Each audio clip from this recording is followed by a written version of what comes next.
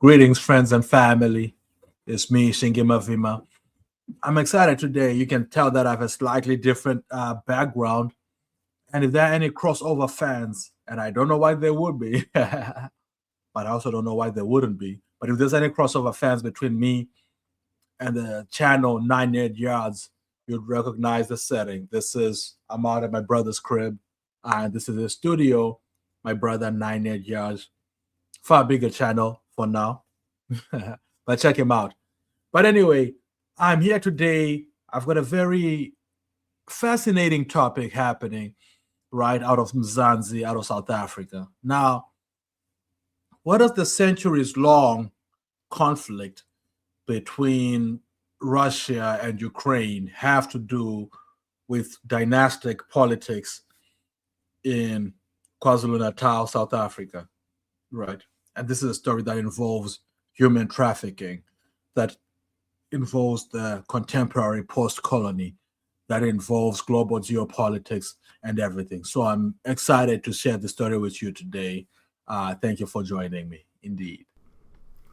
On November 22, Nkosazana Bonganini Zuma-Mncube, daughter of former president and anti-apartheid stalwart and frankly darling of Zululand, Jacob Zuma, opened a criminal case against her sister, Duduzile Zuma-Sambudla, in connection to 17 South African men who were allegedly lured to Russia and sent to fight in Ukraine, the Donbass region in particular. We'll learn more about this without their consent.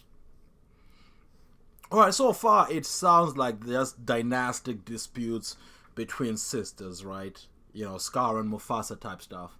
But actually, this news breaks out. This happens on November 22, but this story had been on our radars for at least the better part of the month, because on November 6th, so that's a full close to 3 weeks before this moment we're talking about, the president himself of South Africa, President Cyril Ramaphosa, had ordered an investigation into the circumstances that led to this recruitment of these 17 young men.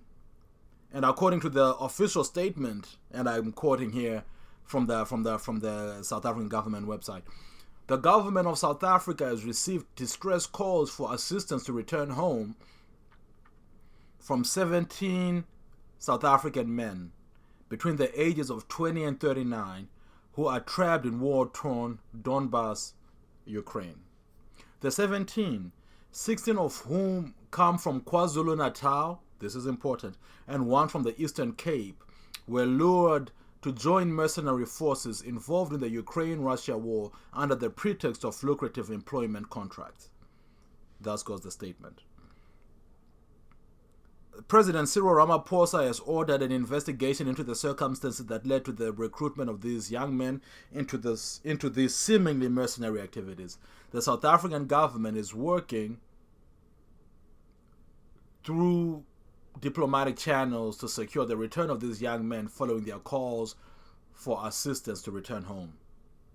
President Ramaphosa and the South African government strongly condemn the exploitation of young, vulnerable people by individuals working with foreign military entities. And that last part wasn't just piecemeal from the president.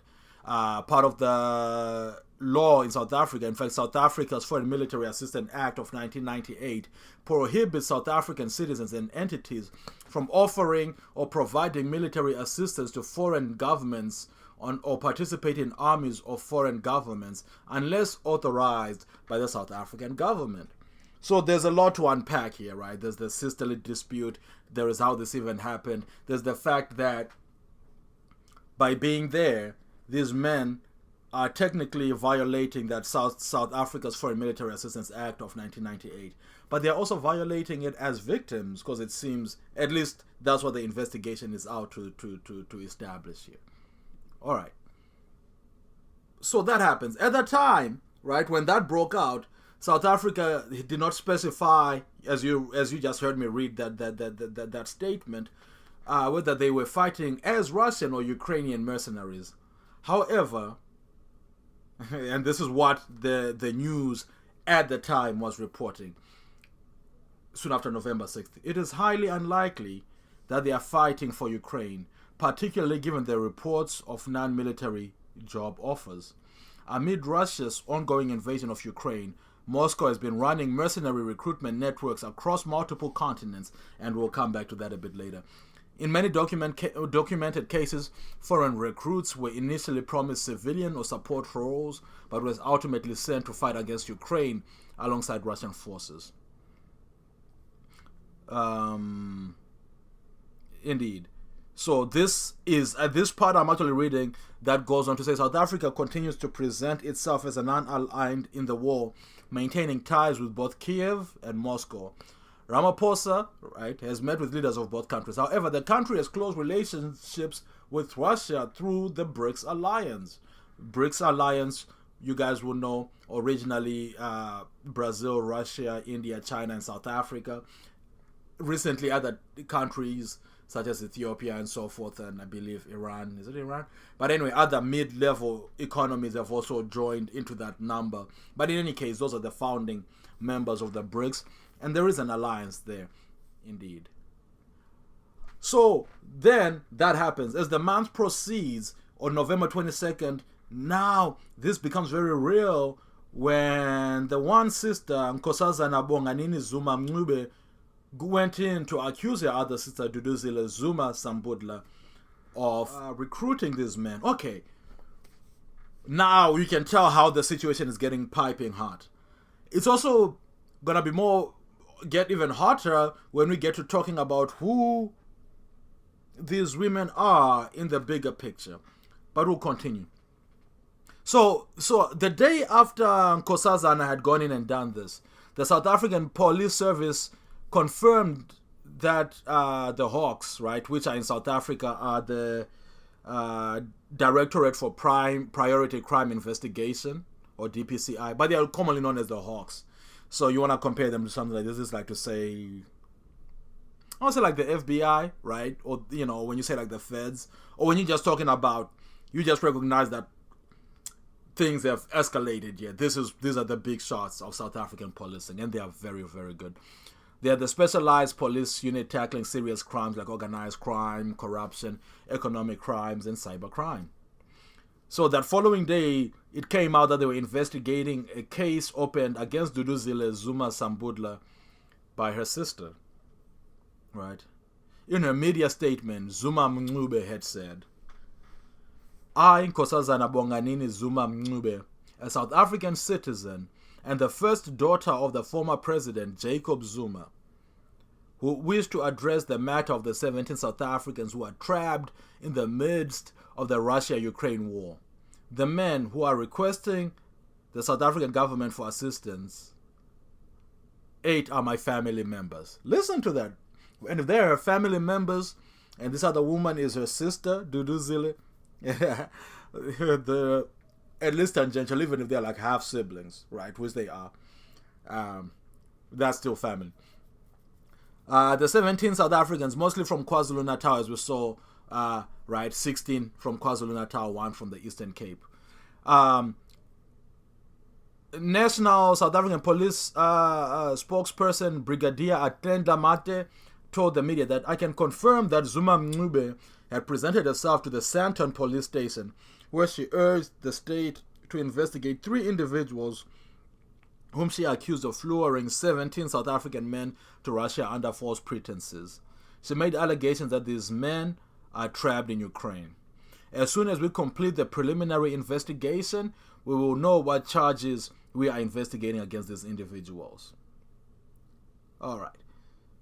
So there are 3 people that are being accused right now.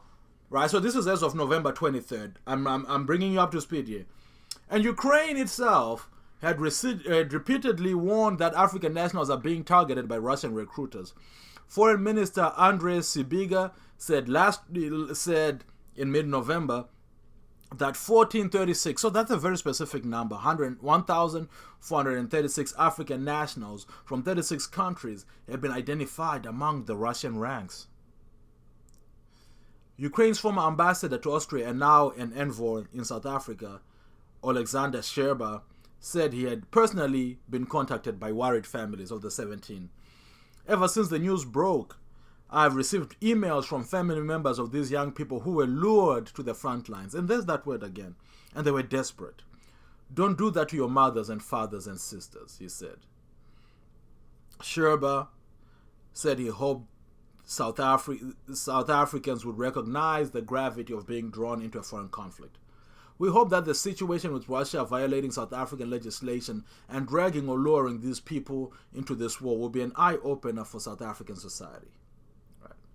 And actually went on to describe this as a colonial war, saying Africans fighting a colonial war against a free country is especially insane. Now here, when he is doing that, absolutely he's speaking, of course, with Ukrainian interests in heart. Obviously. However, it is worth talking about, right, that indeed this is another way in which you can see how perpetual this narrative and how Africa as a whole continues to be fodder for global geopolitics, right? To be, I want to say, to be a playground for global geopolitics. Because now, when the Ukrainian ambassador is saying that, true, but what he is also doing here is really to remind South Africa, remember the anti-apartheid conflict and how the democratic world, by and large, that's the narrative, right, came out in full support in the anti-apartheid fight, right?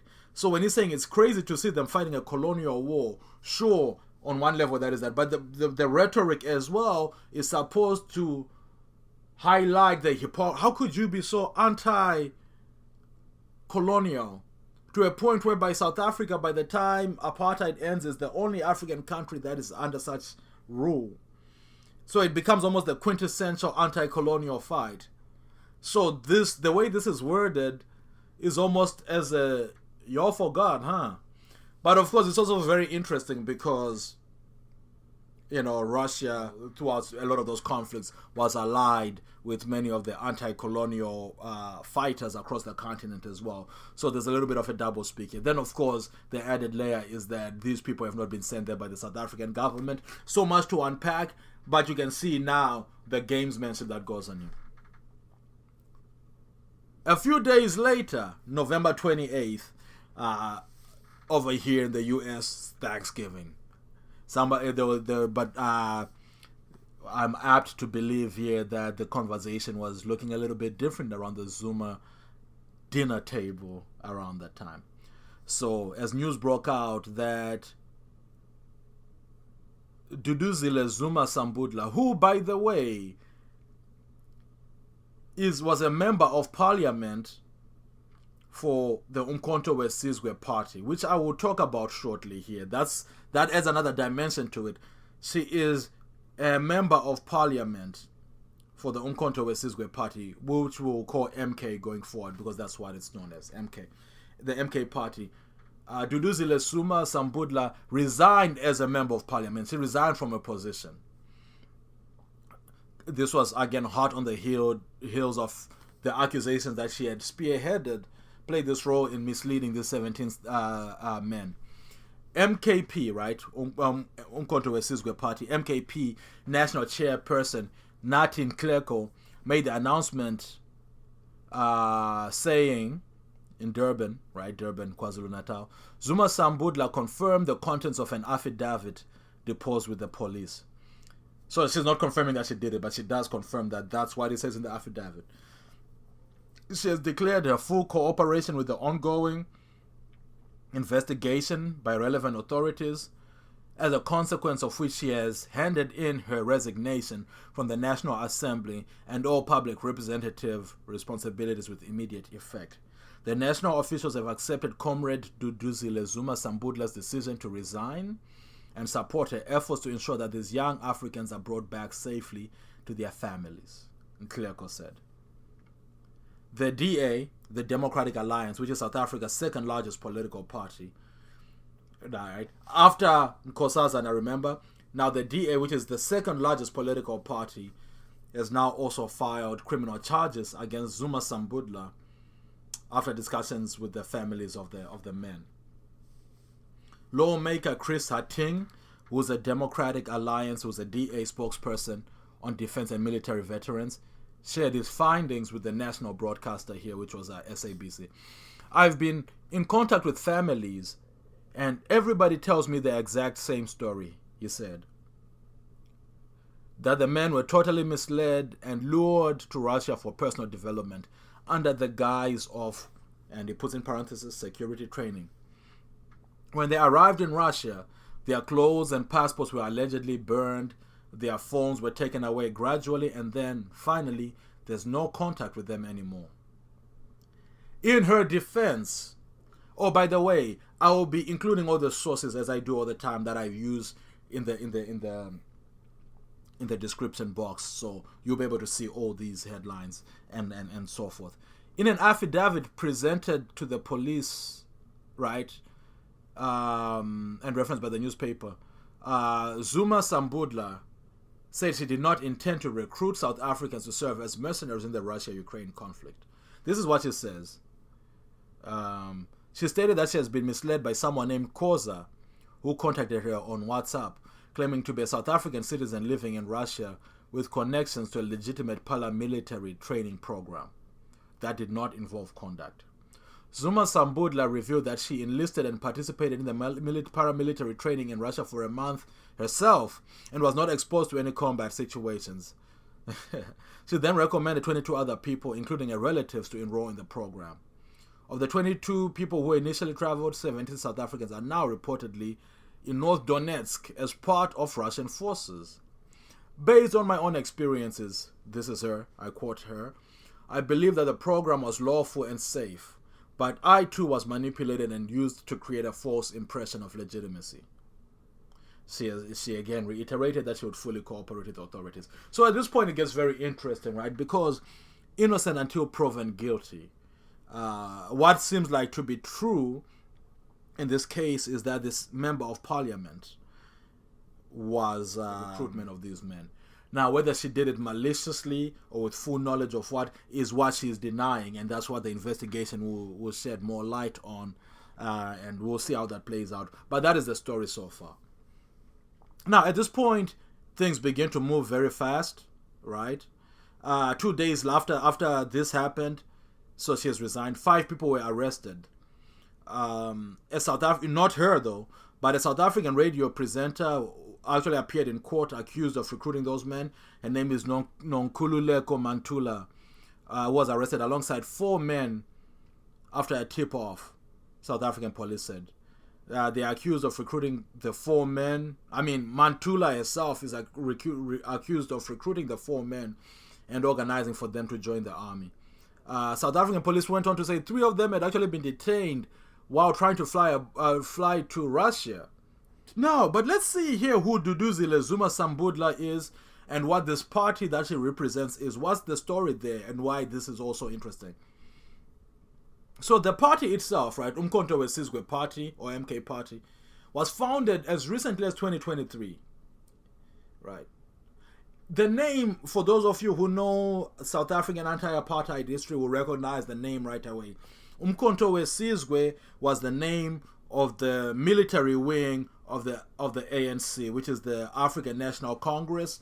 You guys know the ANC, that's the party that is still, now it's sort of like a government of national unity after its popularity got eroded over the years. But it's pretty much been the party it's still the biggest party in South Africa, still the party that's been ruling since the end of apartheid. It's the party of Nelson Mandela, who was succeeded as president by Thabo Mbeki, who was succeeded as president for the long term by Jacob Zuma. Jacob Zuma, who was Thabo Mbeki's vice president. As controversial as he may be, he is also the father of these 2 women, right? And we'll talk about that real quick. Why that matters, and why Zuma himself is very important to this thing. So anyway, so the ANC, the Umkhonto weSizwe, MK, was the military wing of the ANC, right? As you very well know, some other parties, some other liberation movements didn't have a separate military wing, right? But others did, like ZANU in Zimbabwe. There was ZANLA, ZAPU to go with ZIPRA, and so forth. So in this case, MK was that for the ANC. And Jacob Zuma, of course, was a stalwart of the ANC. He went on to be president by way of the ANC. Then, in recent times, there's been a significant fallout between Jacob Zuma and the ANC establishments. Even criminal cases brought before the president and so forth. The party's official launch. Jacob Zuma, in December 2023, which was also the anniversary of the original MK military group's formal declaration of war on the Republic of South Africa back in 1961. The realpolitik here cannot be understated. This is beautiful work, right? Because what they are doing, right? Remember, the MK, now retired, of course, now a historical artifact, is the name of the military wing of the ANC. The ANC that has thrown Jacob Zuma out, with whom he has severed ties after decades going back to the apartheid era. And in response to that, a party is formed known as the MK, Umkhonto weSizwe. Wait, but who owns this name though? And they're a party that is acrimonious to the ANC, to whom the MK is historically tied. Watch out now. So he's doing that. And in a short time, Jacob Zuma emerges as the head of the party, right? As the head of the party. And the party goes on to claim 1 million, to gain 1 million new members in 2 days following the launch. And Zuma's support for the new party, of course, raised eyebrows, as he was still officially a member of the ANC, even as he was beefing with the brass. The ANC also took issue with the party's use of the MK logo and name, and sent a cease and desist letter to Khumalo that month. So this is all ugly already on that level. What does the MK stand for? All right, real quick, I just want to add a few more things here. The MK's party manifesto, we're just talking about dealing with inadequate access to healthcare and quality education, economic equality, inequality, and equitable land redistribution, and national security threats. National security threats. It cited the need for robust traditional leadership and foreign policies, and committed to enacting transformative change. So this was interesting. If they are talking about national security threats, and one of your MPs, who is the daughter of, by the way, Zuma would immediately rise to the top of the charts and become the main voice in all of MK swings here. But think about this. The ANC would go on to get 40% of the national ballot.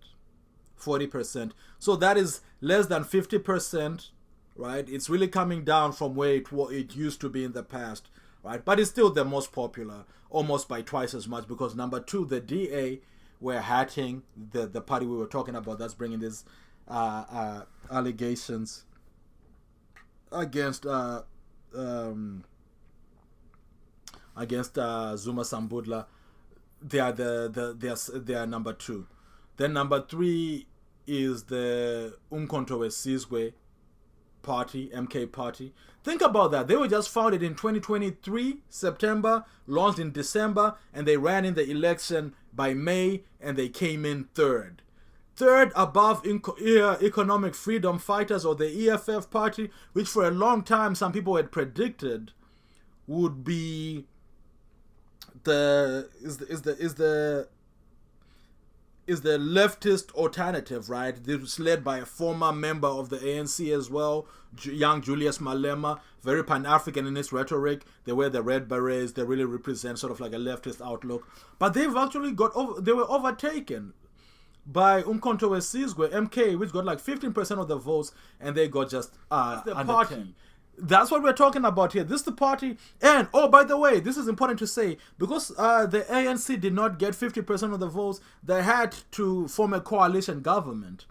So they formed a coalition government with the DA, right, in large part. Now, that means that the EFF recently came out and declared, later on in September, they came out as the official opposition in the South African government, in the South African parliament. They're the official opposition. Okay. So this makes for a very spicy, to recap,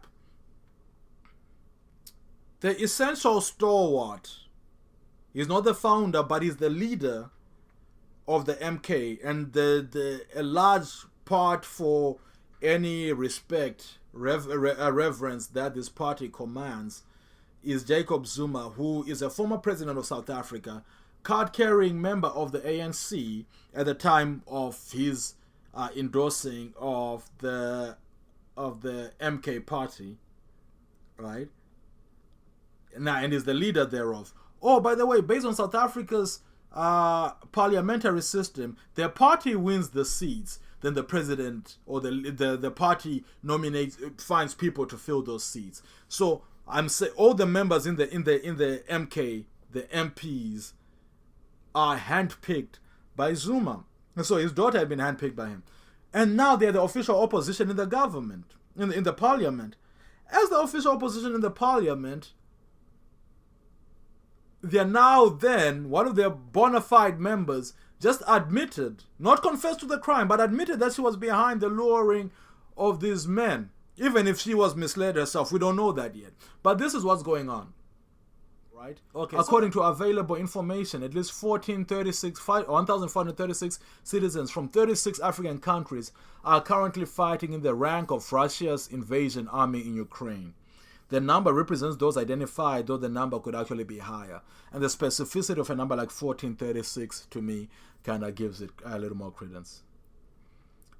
He goes on to emphasize, Sibia emphasizes, fighting for Russia in its war of aggression and against Ukraine is illegal, immoral, and violates the UN Charter and international law.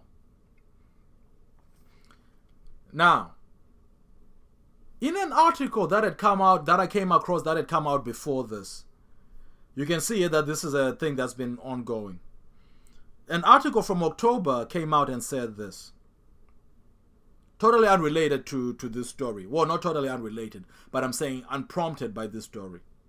The headline read from Polity: Africans caught in the conflict under false pretenses. And I'm quoting here. Kenya said last month that some of its citizens were detained in military camps across Russia after unknowingly getting caught up in the conflict.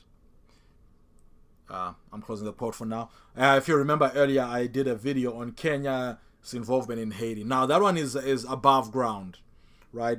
The UN is involved with that. It's a multinational peacekeeping force, even though it's mostly Kenyans. That's a different thing. Here, the Kenyans here, they're not endorsed by the government, not with the support of the UN. This is a different case. Agents who masquerade as working with the Russian government use unscrupulous methods, including falsified information, to lure innocent Kenyans into the battlefield, the country's foreign minister said in a statement on October 27. So this is before November. This is before the news in South Africa breaks. In August, however, South Africa's government had warned young people to be wary of fake job offers in Russia, which were circulating on social media after reports that some South African women had been tricked into making drones. The Global Initiative Against Transnational Organized Crime said in a May report that women from more than 20 African countries had been recruited under false pretenses to make drones for Russia's war. The Russian military has ramped up its recruitment of mercenaries from Africa. This is in October, to support its frontline operations in the Ukraine. This is according to Kiev military intelligence services, adding that most foreign mercenaries are recruited from Rwanda, Burundi, Congo, and Uganda. So South Africa wasn't even being counted in this number. But remember that story that in August they had warned people. So it does kind of make me look at Zuma-Sambudla sideways to say, like, wait, if you were warned, if the people of South Africa were warned, and you are a lawmaker within that space, you are a representative, and you are basically royalty by virtue of being the president's daughter, why would you not think something is afoot here? Even if she went over there and did the training herself, they're not gonna adopt her. They're not gonna abduct her or kind of keep her there, because she's the lure. You know what I'm saying? She's the linchpin. And anyway, a sign-in bonus of $2,000 is promised for these foreign recruits in exchange for the agreement to become part of a special unit as assault troops. They are also said to receive a monthly allowance of $2,200 on top of health insurance and Russian passports for them and their families. The existence of African mercenaries in the Russian military was noted as early as 2023, when the so-called Russian African Corps was created. Consisting of 2,000 soldiers and officers, the unit reportedly operates alongside Moscow's regular army and Storm Z units. Many of these mercenaries served in the Wagner group. Remember Wagner? Or Wagner, as you might say, and already had experience in Syria, Libya, Burkina Faso, and Niger. So there's been other professional mercenaries within that space. These aren't people who are tricked there by false pretenses. That I keep thinking about is a letter from 1526 by Nzinga Mbemba, who was the king of the Congo at the time. His Catholic name after he got Christianized was King Alfonso the First, and he would write to King João II of Portugal. Right, yes, I found it, and here it is. It's a longer letter, so you can imagine this is in 1526. So almost to the date. What is that? 1526 to 2026 is 500 years almost to the day, to the year at least, right? This transatlantic slave trade is afoot. And this guy, King Alfonso, being acquainted with the Portuguese, he's one of the kings who's, we can say, is an early collaborator with or at least allowing for the enslavement of people from even some that they held themselves that were now being deported by way of being taken off to the plantations. But here he is writing to the King of Portugal, King João, and is protesting a couple of different. Is expressing his gripes over a couple of different things. But this is the part here that I think was very interesting. Moreover, sir, in our kingdom there is another great inconvenience, which is of little service to God, and this is that many of our people, keenly desirous as they are of the wares and things of your kingdoms, which are brought here by your people, and in order to satisfy their voracious appetite, seize many of our people, freed and exempt men, and very often it happens that they kidnap even noblemen and sons of noblemen and our relatives, and take them to be sold to the white men who are in our kingdom, and for this purpose they have concealed them, and others are brought during the night so they may not be recognized. I read that, and I end quote here. I read that as I was reading this story, it jumped right out to me, right? If you remember, Nkosazana gripe in the beginning said what? What does she say? Nkosazana Bonganini Zuma-Mncube, South African citizen, wish to address the matter of the 17 South Africans, right? Men who are requesting the South African government for assistance. 8 are my family members. Say, what was that thing again? What does it say?